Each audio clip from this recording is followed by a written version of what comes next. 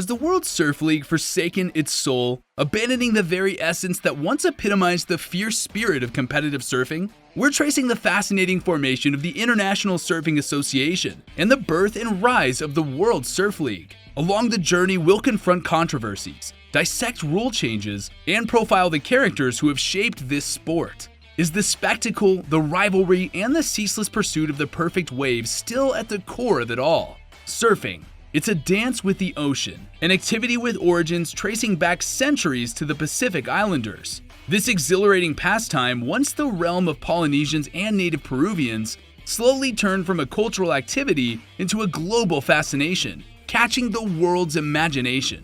The need for structure and regulation became increasingly evident as surfing's popularity surged. This need led to the establishment of the International Surfing Association, or ISA, in 1964. The ISA's main objective was to develop surfing as a worldwide sport and promote its inclusion in the Olympic Games. While the ISA aimed for universal recognition of surfing, a professional competitive structure was yet to be realized. In 1976, Fred Hemmings and Randy Rarick, recognizing this gap, founded the International Professional Surfers, or IPS, which was the original world governing body of professional surfing. However, the IPS faced significant financial and operational challenges that threatened its survival. In the face of adversity, the Association of Surfing Professionals, which was later rebranded as the World Surf League in 2015, was born out of the ashes of the IPS in 1983. The vision was to have a more stable and fair platform for professional surfers to compete and demonstrate their skills on an international stage. The early years of the WSL were challenging, marked by financial instability and the struggle for legitimacy in the sports world. But much like the relentless waves they surfed, the founders and participants of the WSL were persistent and resilient, paving the way for a new era of professional surfing. These initial years shaped the WSL into the world-renowned organization it is today, a testament to the undying spirit of the surfing community. The WSL has evolved from a fledgling organization into a multi-million-dollar entity. Its journey is captivating as the very sport it champions. After its inception in 1983 as the Association of Surfing Professionals, or ASP, the organization went through a series of expansions and consolidations under the ASP name. It wasn't until 2015 that the ASP was rebranded and officially became the World Surf League. The transition to the WSL marked a significant milestone in the organization's journey, representing its evolution into the global entity that it is today. Early surfers such as Tom Carroll and Frida Zamba etched their names into surfing lore, creating a solid base for future stars of the sport.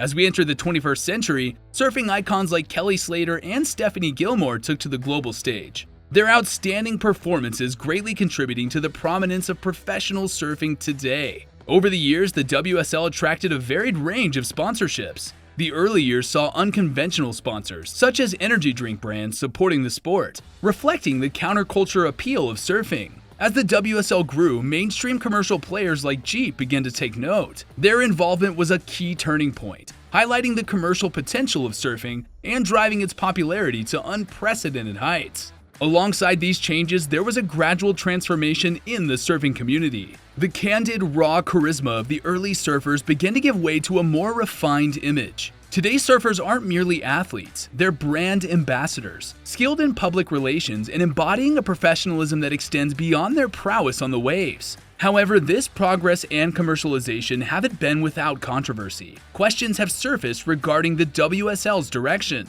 Is the original spirit of surfing being drowned by an influx of corporate interests and commercialization? Or is this transformation a necessary evolution, guiding professional surfing into a new era? These reflections shape the ongoing narrative of the WSL. Amidst this dynamic landscape, the organization navigates these transformative waves. Every decision made, every turn taken sends ripples through the realm of professional surfing, influencing its future in waves as unpredictable as the very waves they ride. Within the swirling currents of the World Surf League, controversies and challenges have emerged, casting shadows on the sport's vibrant landscape.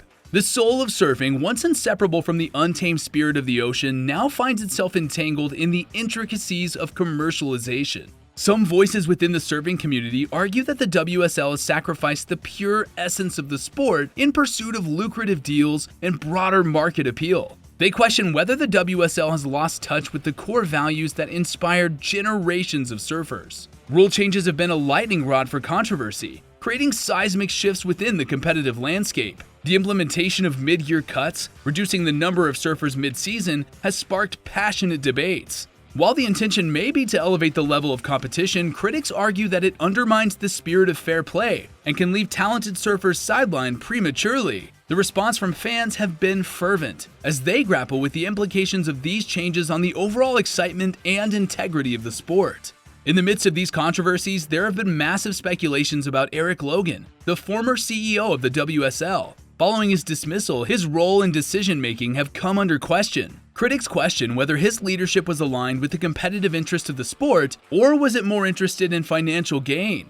Even with the assurances from new joint interim CEOs Emily Hofer and Bob Kane, fans wonder if firing Eric was not some elaborate tactic to save face and distract the fans. Although reasons were never given in the press release announcing Logan's departure from the company on Thursday, June 29, 2023, fans speculated that his behavior and policies were the major causes. From his radical changes to the WSL competing formula to starting beef with international darlings like Gabriel Medina, it was no secret that Logan was disliked by most WSL fans in the months before he was let go. While a few optimists might think that removing Logan was the WSL standing behind their athletes, a few might see it as a stunt to boost their image and buy themselves more goodwill without giving in to bigger, costlier demands. At the heart of the controversies lies a fundamental question. Do revenue-driven decisions compromise the sportsmanship and authenticity that are the lifeblood of professional surfing? Are choices made to maximize profits at the expense of the soul of the sport?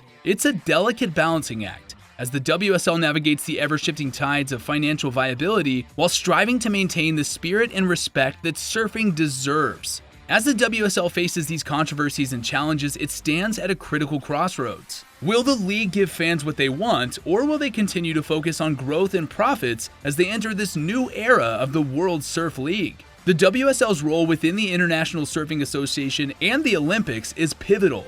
It's one of the biggest surfing leagues in the world and draws in millions of people every year. There are fewer markers of credibility that are comparable to WSL champion. The league obviously needs to take this into consideration as it grows its influence and solidifies its position as the global powerhouse. With the imminent retirement of Kelly Slater, the league is about to get a whole lot more interesting. New talents and superstars will rise to replace the old. With the captivating phenomenon known as free pass keeping the viewers enthralled, they won't miss best performances this season as well as Kelly.